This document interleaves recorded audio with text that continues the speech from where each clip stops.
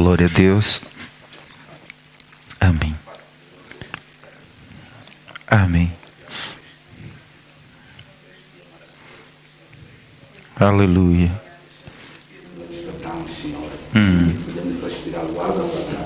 Louvado seja Deus. Senhor, agora entramos aqui em tua casa, Senhor. Prepara os nossos corações, Senhor. Amém. Que esse estudo bíblico seja para aprender mais. Produza, Senhor. Senhor, prepara os nossos corações, Senhor. Para que o culto depois do estudo bíblico também seja uma bênção, Senhor. Amém. Entregamos já desde tudo, Senhor, em tuas mãos, Senhor. Porque só tu, Senhor, nos dás a paz e tranquilidade, Senhor. Em nome do Pai, do Filho e do Espírito Santo, antes, Senhor, entregamos o estudo, Senhor. E o pastor vai dirigir esse estudo em tuas mãos. Amém. Amém. Amém. Obrigado, Senhor. Amém. Obrigado. Vão podem acomodar-se. Amém. Muito bem. Então, o nosso texto áureo se encontra em 2 de Reis, capítulo 18, 5, que diz o seguinte: No Senhor Deus de Israel confiou, de maneira que depois dele não houve seu semelhante entre todos os reis de Judá, nem entre os que foram antes dele. Amém. Portanto, aqui o destaque já começa a nos dar ideia que o rei Ezequias aparece aí para fazer a diferença, não é? Que no Senhor Deus de Israel confiou. Quem confiou? Ele, o rei, não é? Ele confiou, de maneira que depois dele não houve seu semelhante entre todos os reis de Judá, nem entre os que foram, nem antes dele. Portanto, aqui o rei de Ezequias logo chama-nos a atenção que ele começa a marcar a diferença, começa a virar o capítulo daquilo que foi os reinados que antecederam antes dele. Amém? E o segredo logo começa por uma simples atitude, que significa, diz que ele confiou no Senhor.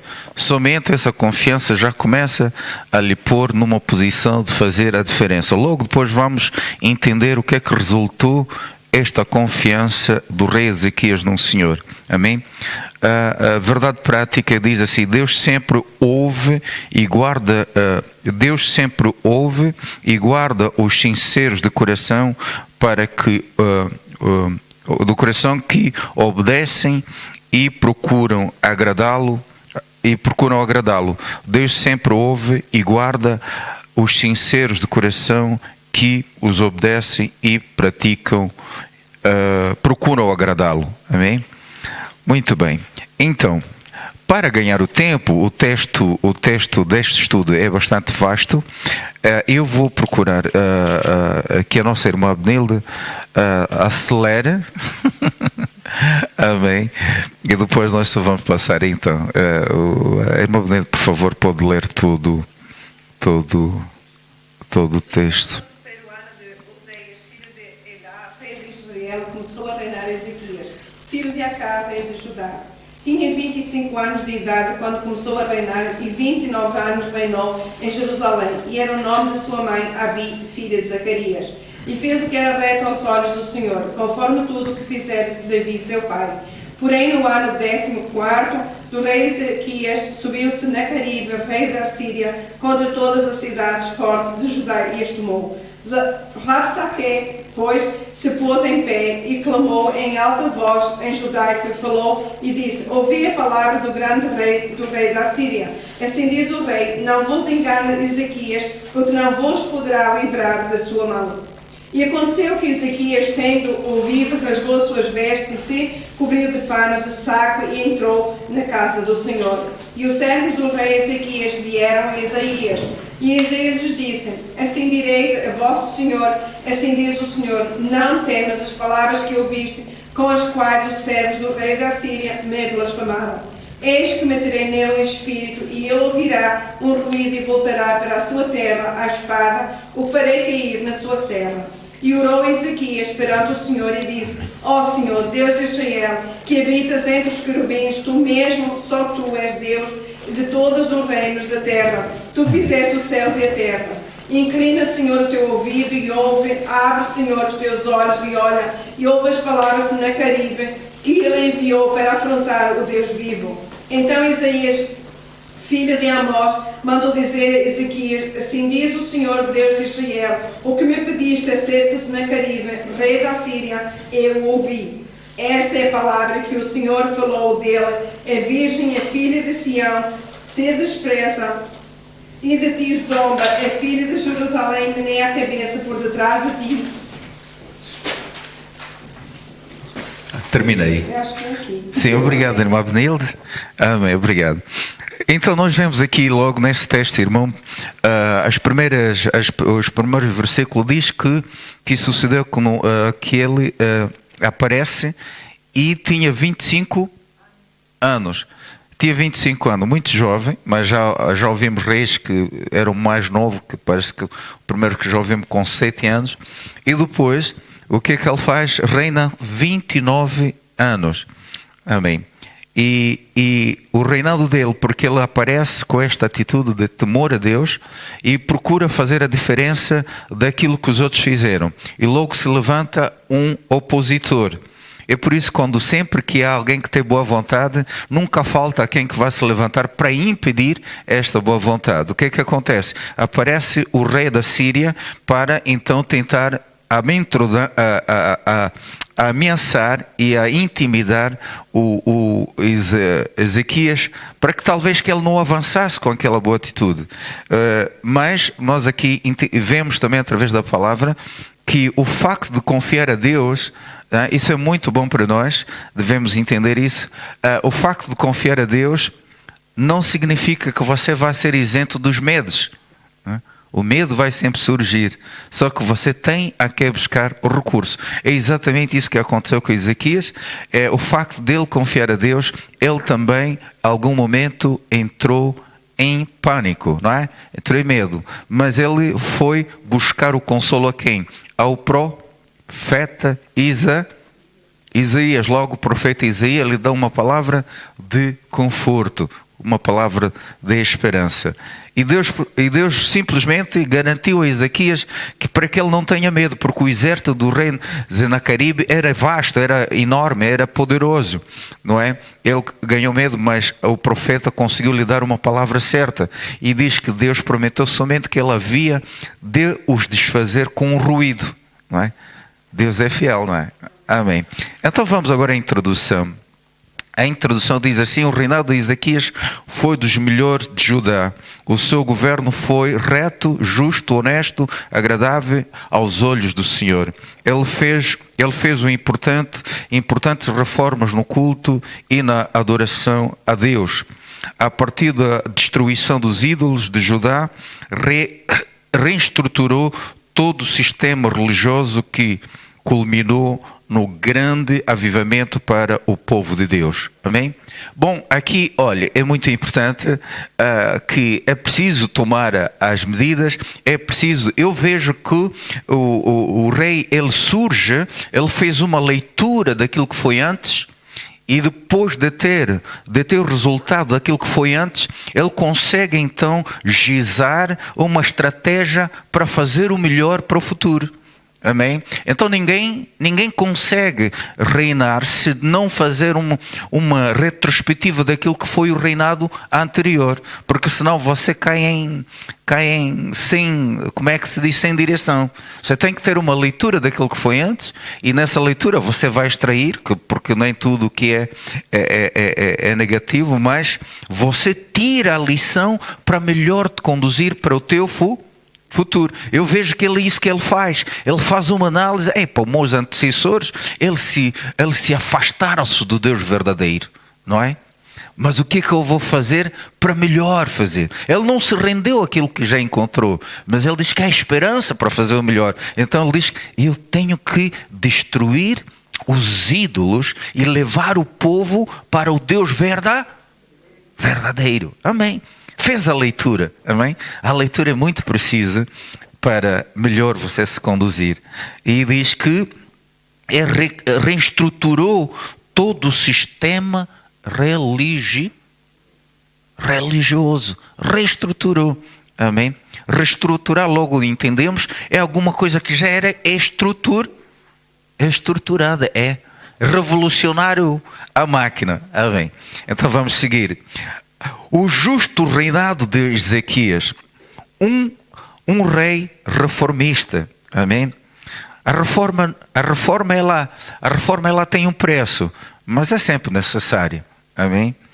Os primeiros, toda a reforma no princípio nunca é aplaudida, porque o princípio da reforma ela não oferece de imediato resultados. O resultado da reforma demora para que os resultados sejam visíveis ou sejam evidentes. Mas ele diz que o justo reinado de Ezequias é um rei reformista. Ezequias instaurou uma ampla renovação espiritual do povo de Deus em Jerusalém. Reuniu os sacerdotes e levitas e lhes propôs uma nova aliança com Deus. Olha só que coisa linda. Ele diz que lhes propôs uma nova aliança. Glória a Deus. Lhes propôs uma nova aliança. Mas o que é que ele faz? Ele não vem para excluir, ele não vem para separar. Ele diz que reuniu o sacerdote e os levitas e lhes propôs uma nova aliança. Eu vejo que ele aparece com um espírito consensual, um espírito de unidade, não é? Porque logo ele dá a entender que sozinho, por mais que tenha boas intenções, sozinho nada vai resultar. Então tem que passar o seu melhor aos outros para ser uma boa máquina. Amém?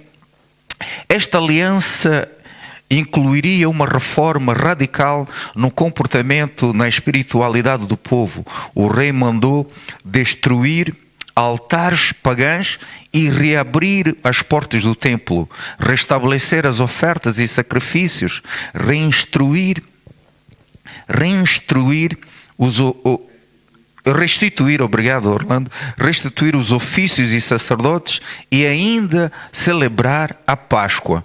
Logo nós vemos que o povo, ao longo dos anos, tinham se esquecido também do valor da Páscoa. E a Páscoa era algo que foi a marca do povo de Israel. Mas à medida que o tempo foi passando, eles se esqueceram. O que é que nós tiramos aí? Nós também, se ficamos distraídos, à medida que o tempo vai passar, começamos também a levar as coisas de Deus de qualquer forma.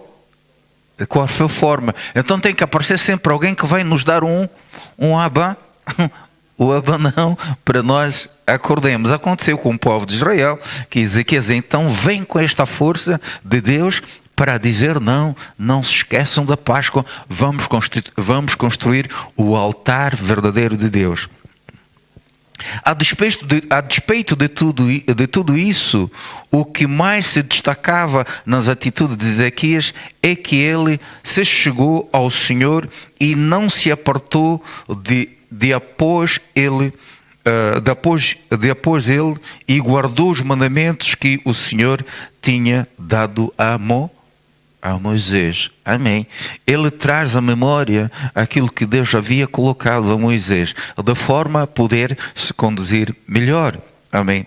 Assim o rei Ezequias tinha um coração disposto a fazer a vontade de Deus no reino de Judá.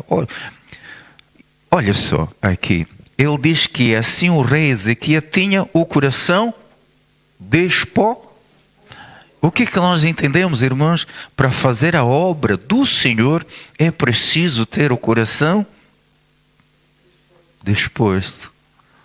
Por quê? Porque as coisas não acontecem naturalmente. É preciso ter esta disposição.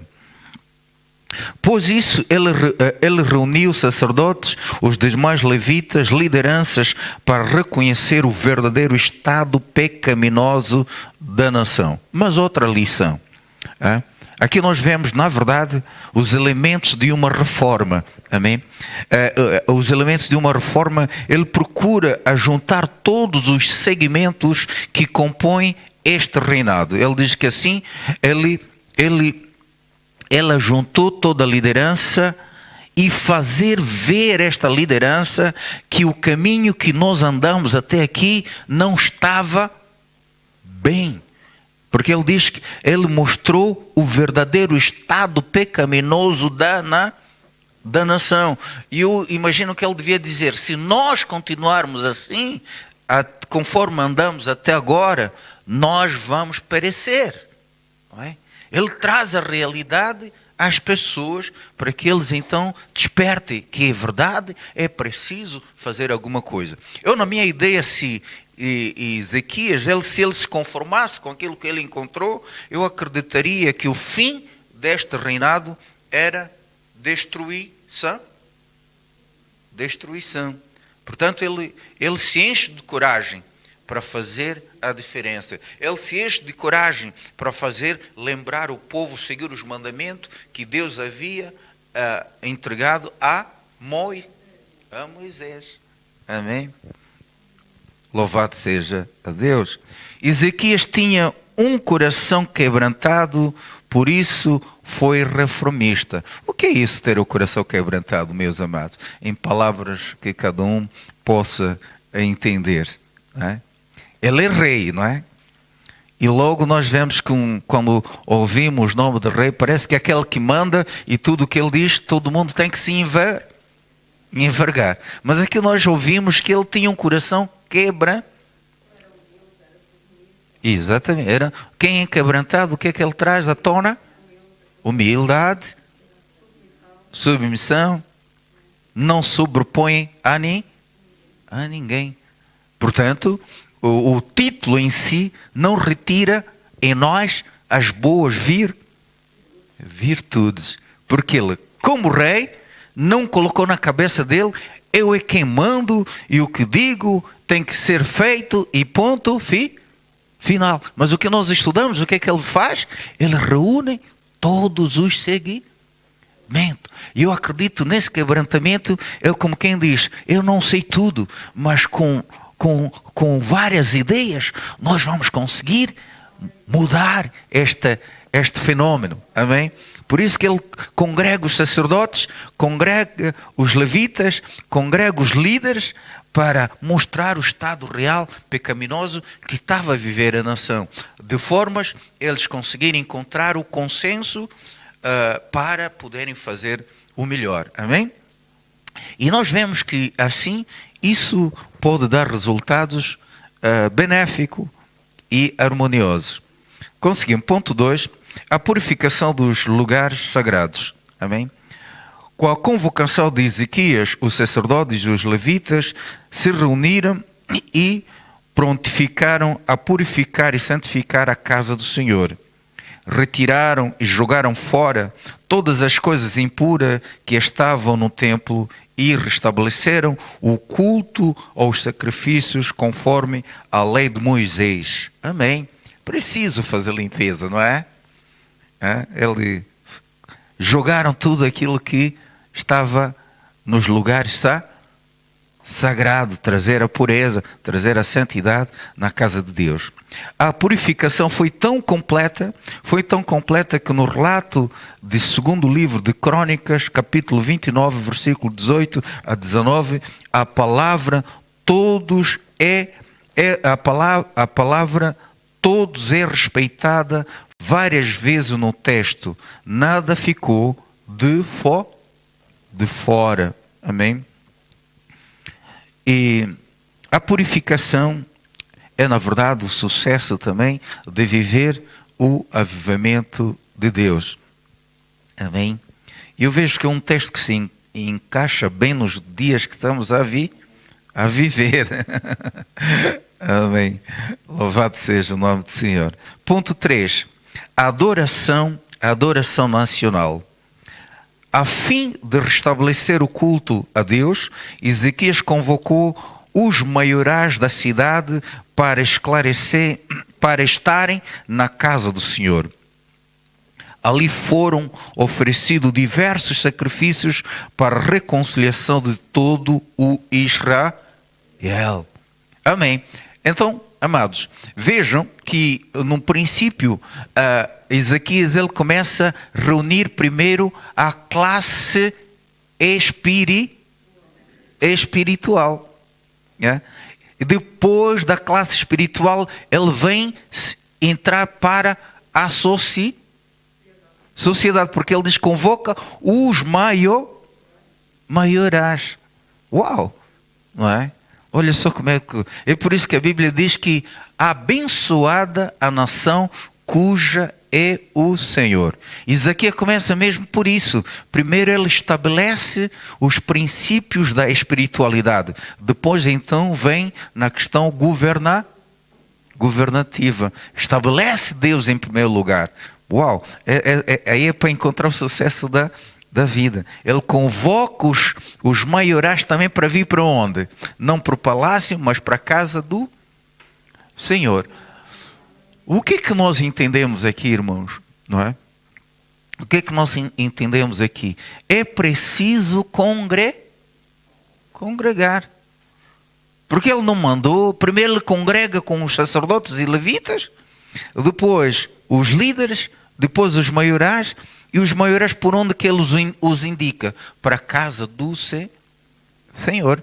Então a congregação do povo é indispensável.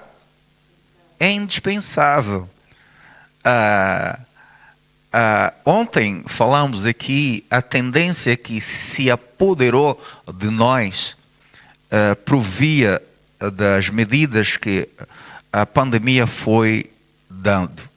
O ser humano em si também já gosta um pouco da individualidade. E a pandemia só aumentou aquilo que já é a nossa tendência, fragilizar a socialização, cada um fica aí. E vocês, os irmãos, observam que as pessoas estão a ter uma dificuldade enorme para sair nesse sistema, né? Porque depois aí nesse sistema encontraram aquilo que talvez não haviam descoberto. Aqueles que trabalhavam, acordavam cedo para ir no trabalho, quando experimentaram a doçura do home office, em português não sei como é que se chama, a irmã Elizabeth talvez. Tem um nome também específico, né? Não é? Exatamente. Home office. Teletrabalho, não sei. É teletrabalho, né? É teletrabalho, sim. É isso. Porque a gente, às vezes, entramos em palavras do inglês, do alemão, e em vez de fazer valer a nossa própria língua, né? E eu, às vezes, não gosto muito de ouvir pessoa que falar a meeting. Meeting não é português, mas é tudo cai em moda, né? Feedback, não sei o que é tudo. Mas porém, pronto, são modalidades, não é? Amém. Então, e nós vemos que o que é isso? Aquele que acordava cedo, fazia quilómetros, experimentou essa coisa, hoje já não... Pronto. E o empregador também descobre que isso poupa dinheiro, porque não, cada um fica mesmo... E as pessoas vão se habituando, mas o trabalho em conjunto trazia outros elementos também que são bons, não é? Excepto nós os que montamos, porque os robôs não vão conseguir fazer tudo sozinho, então temos que trabalhar mesmo. Mas aqueles que podem trabalhar em casa e se habituam. Você está em casa com o computador. Alguns reclamam porque não conseguem, quando as crianças não iam lá no jardim da infância, era difícil trabalhar em casa, as crianças saltar. Mas agora, quando as crianças foram no jardim da infância, parece que se sente melhor. E é verdade, tudo isso, porque o ser humano de si mesmo não gosta de sacrificar um pouco mais. Né? Então, quando o sacrifício já, por via de circunstância, é reduzido, melhor ainda, não é? Eu vi nas férias, não é? Só o facto de não estar obrigações de acordar cedo, cai bem. Mas continuando a vida toda, não há dinheiro. Amém. Louvado seja Deus. Então é preciso onde eu saí um pouco estamos no ponto 3, não é isso? Enfim. Ok. Israel. Agora foi. E nesse momento, muita comoção que o rei e seus assessores e toda a congregação de Israel se prostraram diante do Senhor, como se encontra em Crônica, 2 Crônica 29, 28 a 29. Não vamos ler, os irmãos vão consultar, se assim tiver tempo. Que cenário maravilhoso! Uma nação inteira se prostrando, adorando aquele que é digno de toda honra, glória e louvor.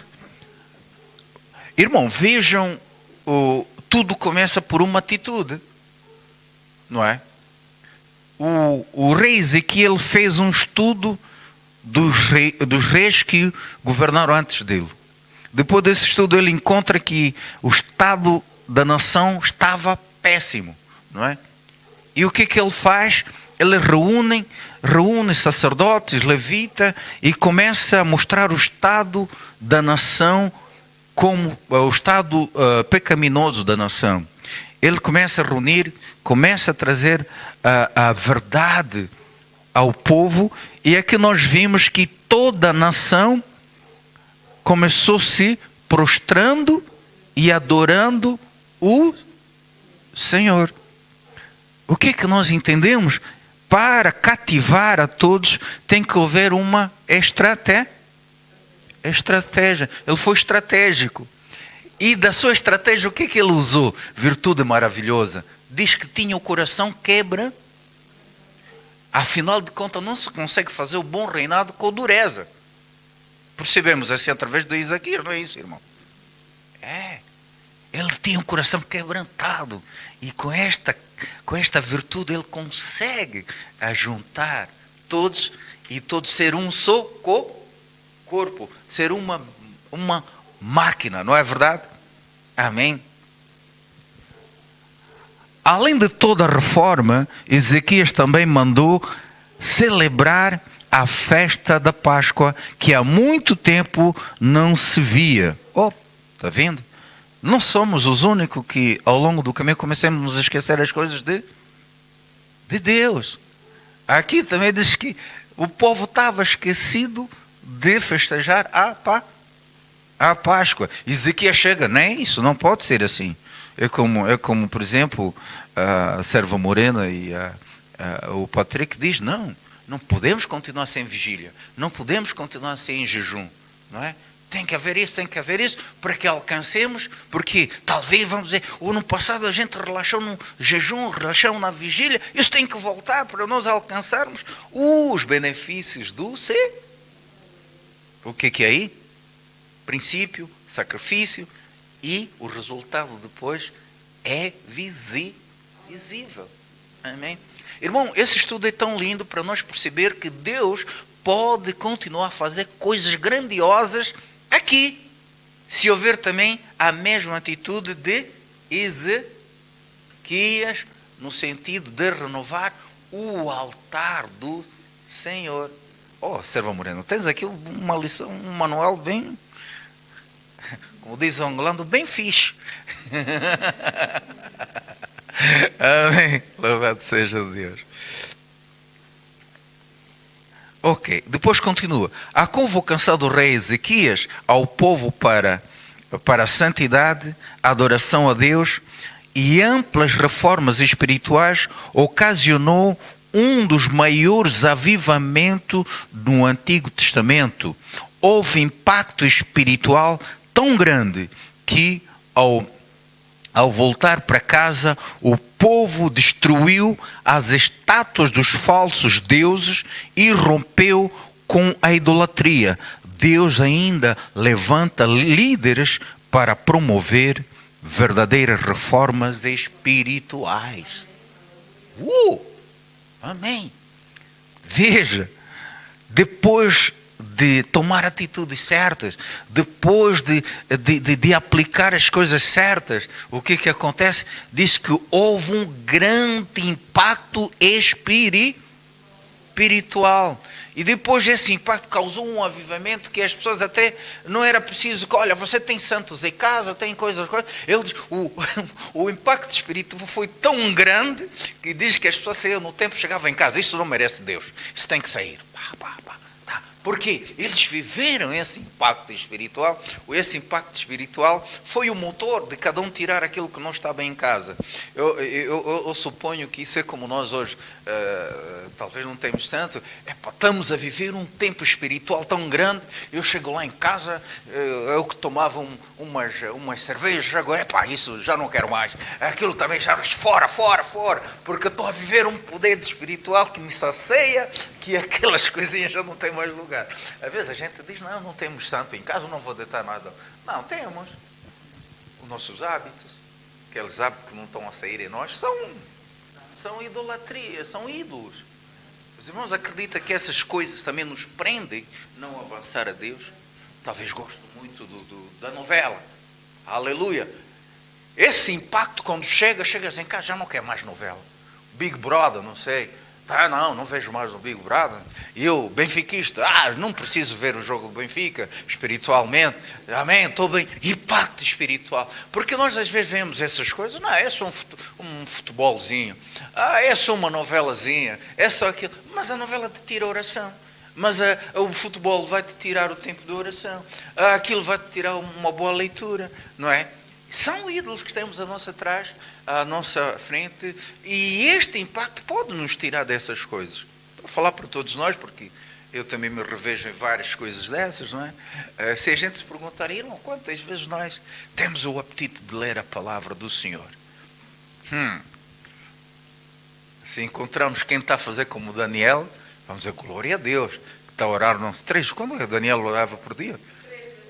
3 vezes o dia, vamos ter. O que é que vamos justificar a gente não fazer? Irmãos, tem o trabalho agora, mas talvez você está a trabalhar, às vezes há um momento que você ocupa 15, 20 minutos, estás num celular. E às vezes esses 20 minutos você não está nada nas coisas que estão ligadas a Deus. Às vezes no Face. E quando vais dar conta, você diz, não orei, mas não li a palavra. E se te pergunta, o tempo está difícil.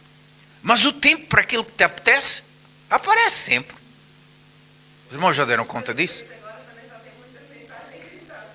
Pois é. Sim, isso se te levar para essas coisas, estás muito bem. Mas, irmão Orlando.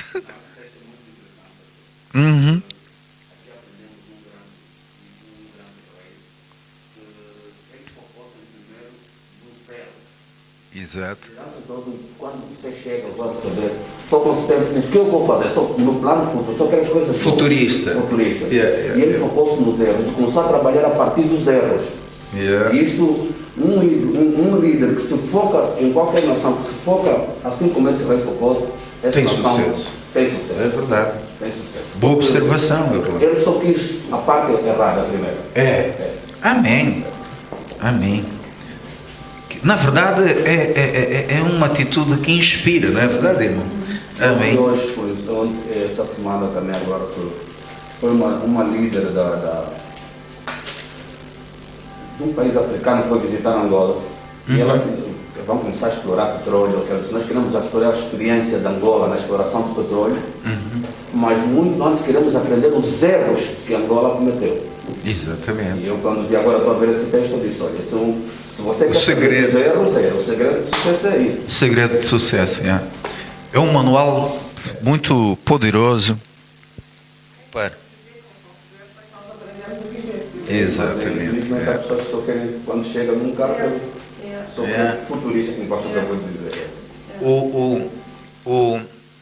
Sim, mas o Orlando tem toda a razão, isso é verdade. Quando uma pessoa que chega a um determinado lugar de liderança não se enfoca, não faz o check-up do passado, ele logo entra com uma atitude de vaidade. Eu vou fazer o melhor. E depois ele vai colidir.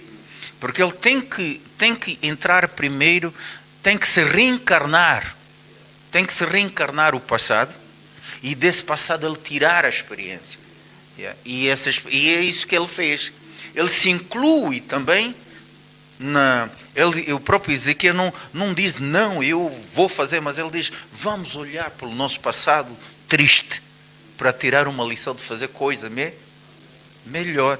Ele não se excluiu desse mal também, mas é um mal que ele sentiu na sua pele, como quem diz, eu não quero que as próximas gerações vivam esse estado que nós vivemos. Vamos mudar o quadro. Amém. Louvado seja Deus. Obrigado pela intervenção das irmãs. E agora vamos ver que ele fez já o seu trabalho, mas não encontra descanso. Amém? Segundo ponto aqui, Senaqueribe invade Judá. As ameaças de Senaqueribe, o Império Sírio estava em franco crescimento. Ele havia invadido várias nações do Oriente Médio, inclusive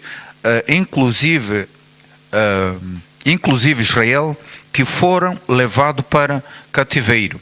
Agora, Senaqueribe, rei de Síria, achava que poderia fazer o mesmo com Judá. Foi então que resolveu expandir o seu poderoso exército para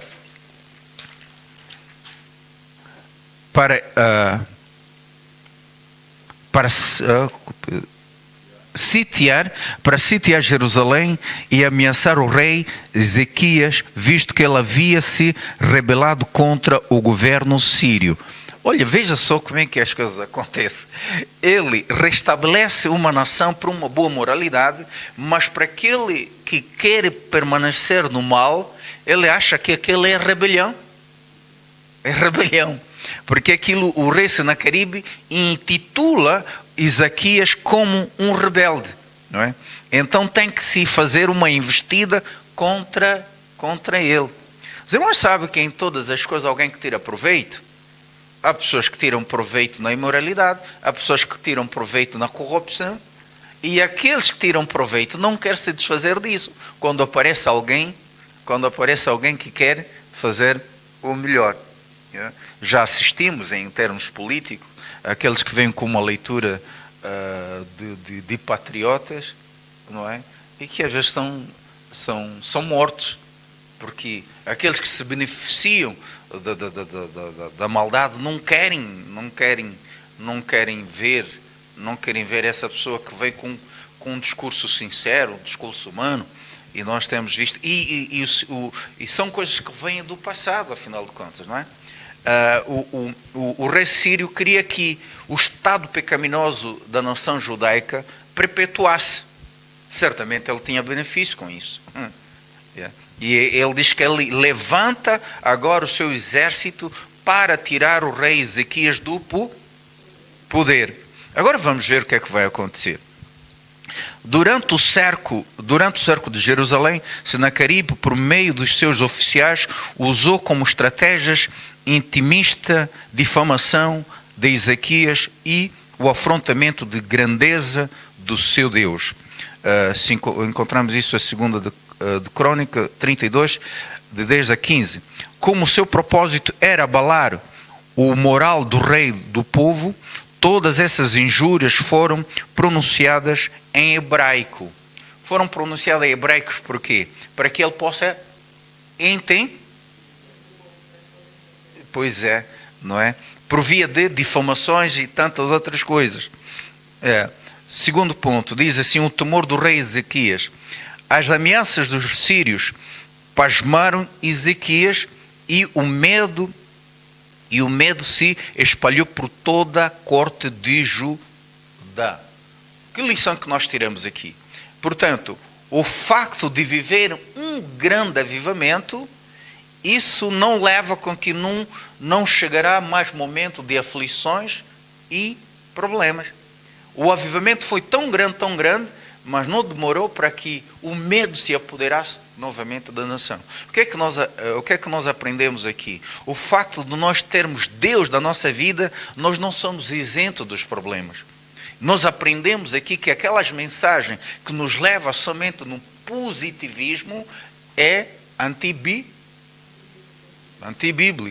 Porque ele restabelece o altar, o avivamento entra e se levanta o inimigo. E eles, na verdade, por mais que eles já viram que Deus é tão grande e fez coisas, mas não escaparam de ter o medo. Diz que o medo se espalhou por toda a nação. Agora, vamos ver que o medo vai chegar, as aflições vão chegar, mas é preciso saber aonde vamos buscar a força. Ezequiel nos ensina também isso. Como o seu propósito era de abalar, já lemos aqui. O segundo ponto diz que o temor do rei Ezequias.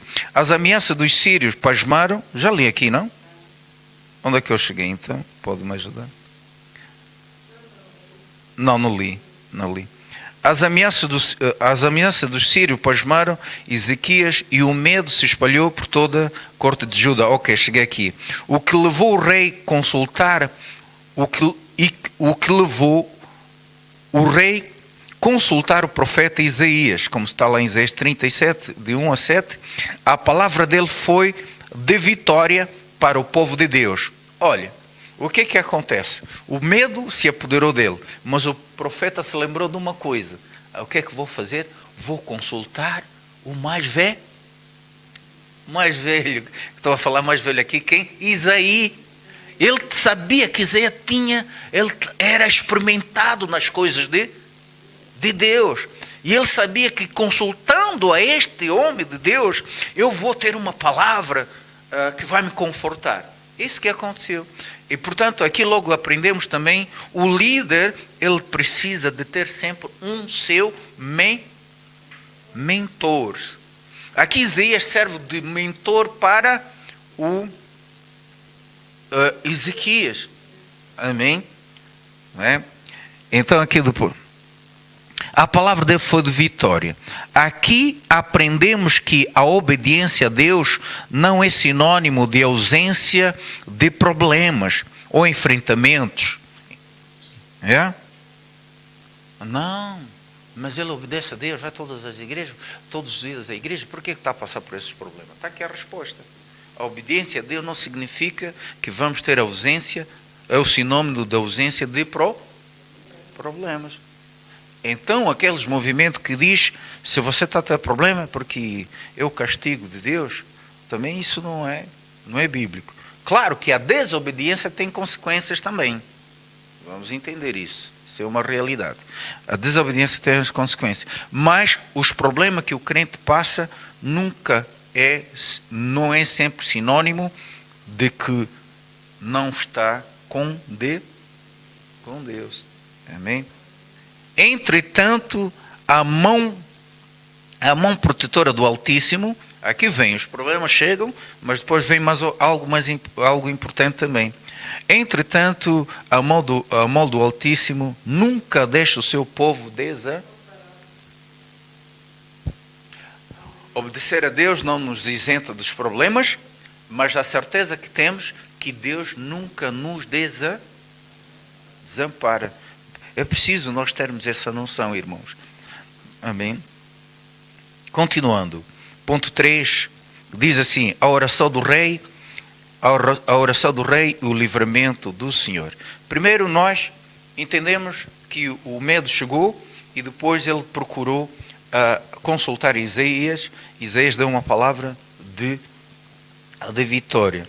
Amém? A oração confiante de Ezequias para intensificar ainda mais as suas estratégias. Primeiro. A oração confiante de Ezequias. Para intensificar ainda mais as suas estratégias de medo, o rei sírio enviou cartas atrevidas e ameaçadoras ao rei Ezequias. A mensagem exigia a rendição de Israel, mas o rei de Judá apresentou essas cartas diante do Senhor e orou fervorosamente. Nessa oração, Ezequias agradeceu a Deus e declarou a sua soberania sobre tudo e todos, e apresentando as afrontas de Senaqueribe, e pediu ao Eterno que o livrasse daquele ímpio. Deus conforta o rei. Amém? Uau, coisa linda. Deus conforta o rei. Deus usou o profeta Isaías, veja, irmãos, para confortar o rei Ezequias e mostrar que estava com ele. O Senhor disse que tinha ouvido as orações do rei a respeito do atrevimento de Senaqueribe. Aquele ímpio havia afrontado, blasfemando do verdadeiro e único Deus. Naquela mesma noite, sem que Ezequias usasse qualquer arma, o Senhor dos Exércitos lhe deu o livramento. Um anjo do Senhor foi enviado por Deus e matou de uma só vez 185.000 sírios. E o fim de Senaqueribe não poderia ser mais trágico. Foi assassinado pelos próprios filhos. Vejam como é que as coisas acontecem. Diz que primeiro teve medo o Ezequias. Depois foi consultar o seu mais velho, Isaías. Isaías lhe deu palavra de conforto. Isaías, depois o que é que ele ficou? Não ficou somente pelas palavras de Isaías, ele próprio orou diante de Deus. E Deus, ao responder às suas orações, o que é que ele diz? Deus, em uma só vez, matou, quanto é? 185.000 sírios. Sem que Ezequias disparasse única munição. Irmão, o mesmo Deus que foi no passado faz ainda hoje. E o processo é o mesmo. Confiar no Senhor. Conclusão. A lição que aprendemos nesta história é que ninguém pode enfrentar, ninguém pode afrontar e zombar do Todo-Poderoso e ficar impune. Por isso não se deve brincar com Deus. O reinado de Ezequias foi muito diferente da maioria dos reis de Judá, pois ele foi temente ao Senhor e confiou nele. E nos momentos mais difíceis do seu reinado, Ezequias nos deixou uma grande lição. Deus sempre ouve os sinceros de coração que confiam nele, mesmo diante do medo e da insegurança. Amém, irmãos?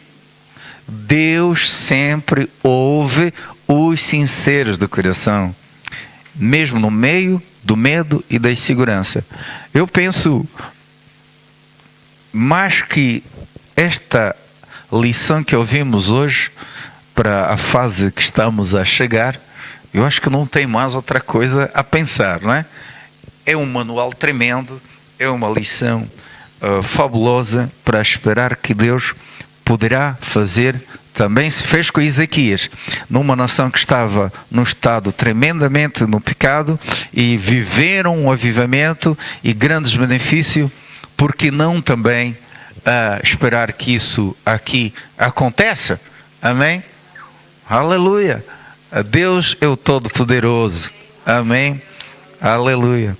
E como estava a dar esse estudo, aliás, como estava a dar, o estudo dei agora. Quando eu estava a preparar o estudo em casa, sabe qual é o que veio à minha mente? É que aquelas palavras que eu pronunciei há 2 domingos, dizendo eu sinto algo grande que vai acontecer aqui. Eu disse, a resposta está aqui. Né? Amém? Então não estou equivocado, está aqui. E o sistema e o espaço que Ezequias deu não é complicado. Não é, serva Moreira? Não é complicado. Primeiro, confiar a Deus. Segundo, ter o coração quebrantado. E o negócio vem. A coisa vem fluindo. Porque afinal de contas, nós só temos que nos entregar nas mãos de Deus. Quem faz o resto é o próprio Senhor. Amém. Vamos ficar de pé, queridos. Vamos terminar.